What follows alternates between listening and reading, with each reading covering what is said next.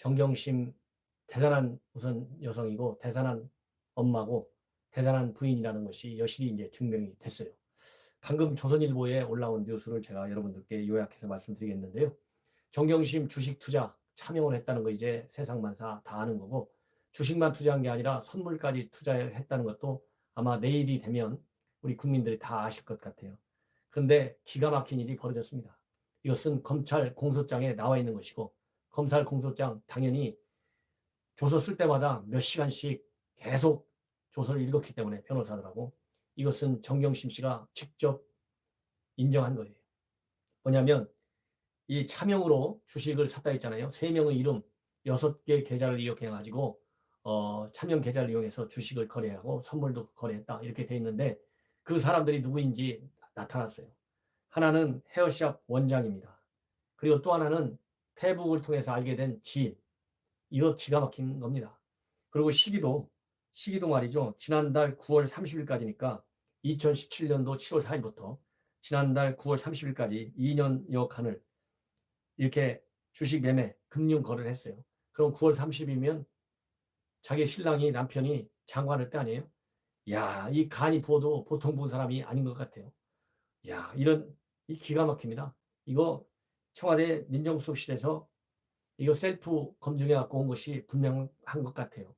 그리고 그 후임 민정수석도 뭐 전임자가 했고 대통령까지 다 보고됐으니까 별도로 거들어보지 않았겠죠. 어쨌든 인사 검증의 구멍이 어느 정도나 뚫려 있는지, 물론 인사 검증할 때는 당사자 검증이죠. 가족까지 뭐 연좌할 건 없지만 그래도 최소한도 부인까지는 깔끔해야 되는 거 아니겠습니까? 이거 심하다. 그리고 이 차명으로 거래한 사람들 이름이 자기가 평소 아는 사람도 아니고, 아니 물론 아는 사람이죠. 단골 헤어샵 원장이니까. 그리고 페북 친구까지 다 동원했으니 이거 기가 막힌 일 아니겠습니까? 그래서 무려 790여 차례나 걸쳐서 차명 주식 거래를 했어요. 이래서 금융실명거래 및 비밀보장관의 법률 위반 혐의를 추가했다고 하는데, 대단한 것 같습니다. 정말로. 이 정도가 되면 야, 조국 장관이 법무장관에 지명되고 나서 검찰 수사가 시작된 이후에도 차명 거래를 유지해온 강심장이에요. 예. 뭐 정말 시청자 여러분들 입이 쩍쩍 벌어지지 않습니까? 제가 이 뉴스를 보고 그냥 잘 수가 없어가지고 시청자 여러분들께 지금 심야 뉴스를 전해드리는 겁니다. 그러니까 민정수석에 임명된 이후부터 차명 거래를 시작해가지고 장관을 하고 있고, 그리고 검찰의 수사를 받으면서도 차명 거래를 해왔어요. 이 정도면 제가 참 방송이라서 뭐라고 얘기하기는 어렵고요. 정말 뭐라고 설명해야 될지 제가 잘 모르겠습니다. 그래서 동생 정경심 씨는 동생 정모 씨가 보유한 증권 계좌 3개 하고요. 단골로 다니던 헤어 디자이너의 증권 계좌, 심지어 페이스북을 통해 알게 된 주식과 선물 투자 정보를 전달을 받았던 지인명의 증권 종합 투자 계좌와 선물 옵션 계좌도 이용했다. 그래서 모두 6개 차명 계좌를 썼고, 선물 투자와 상장 지수펀드, 저는 뭐 이거 영어 이런 용어도 한국 용어도 저는 처음 듣습니다. ETF라고 그러네요. 상장 지수펀드 등 파생 상품 거래도 빈번하게 해온 것으로 조사가 됐다고 합니다. 그래서 이 정경심 씨 일찍이 호재성 미공개 정보를 듣고 차명 계좌를 통해서 주식 거래를 해와가지고, 이게 WFM 거래지 않습니까? 그래가지고 엄청 1억 이상의 돈은 수익을 얻었다는 거 다 알고 있는 거죠. 그래서 평소 이용하던 헤어 디자이너부터 증권 계좌를 빌려가지고, 이때 액수도 이거 송사리 같아요. 이때는 헤어 디자이너부터 증권 계좌 빌려서 얼마를 입금한 줄 아십니까? 2,140만 원을 입금했어요. 그 해당 자금으로 주식 몇 주를 샀느냐? 3,024주, 약 2,139만 원에 매수하는 등 차명 계좌를 이용해가지고 수시로 주식 거래를 했다. 그리고 코스닥 상장사인 2차 전지업체 WFM 말고도 다른 회사의 파생 상품 일종인 선물에도 차명 투자했다. 선물 투자는 말이죠. 주로 페이스북을 통해 알게 된 지인 계좌를 이용했다고 해요. 그러니까 10월 3일 날 검찰 첫 조사를 받기 직전인 9월 30일까지 차명으로 선물 거래를 한 것으로 확인이 되고 있답니다. 야, 이거 참 어떻게 정말 뭐라고 얘기해야 될지 잘 모르겠네요. 그리고요, 또 기가 막힌 거. 이건 딸과 관련된 또 이 위조인데, 맞춤형 위조를 했다. 입시 때마다. 그래서 호텔 인턴까지도 허위로 꾸몄다고 합니다. 이거 뭐 정말 거미줄같이 나오네요.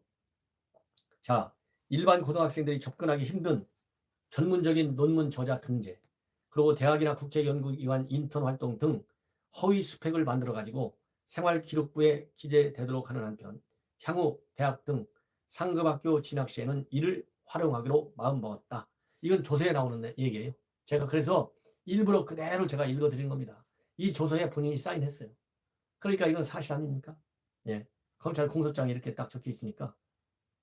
그래서 정 씨는 딸 입시 때마다 맞춤형 스펙을 만드는 데 힘썼고 때로는 임의로 위조까지 해서 경력을 부풀렸다는 것이 검찰 조사 결과입니다. 그래서 공소장에 보면 우리가 그동안에 얘기했던 단대 의대, 공주대 생명공학연구소, 서울대 인권법센터, 키스트 이런 거 스펙을 쌓은 걸로, 그리고 정경심 씨 본인이 제조하고 있는 동양대에서 봉사활동 확인서까지 허위로 만들었어요.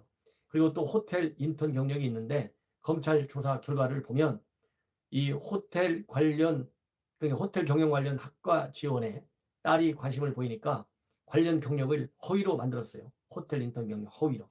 그래서 호텔에서 일한 적이 없음에도 불구하고 2007년 6월부터 올해도 했어요. 2009년 7월까지 무려 2년간이나 호텔에서 인턴을 한 것처럼 가짜로 인턴 증명을 했다는 겁니다.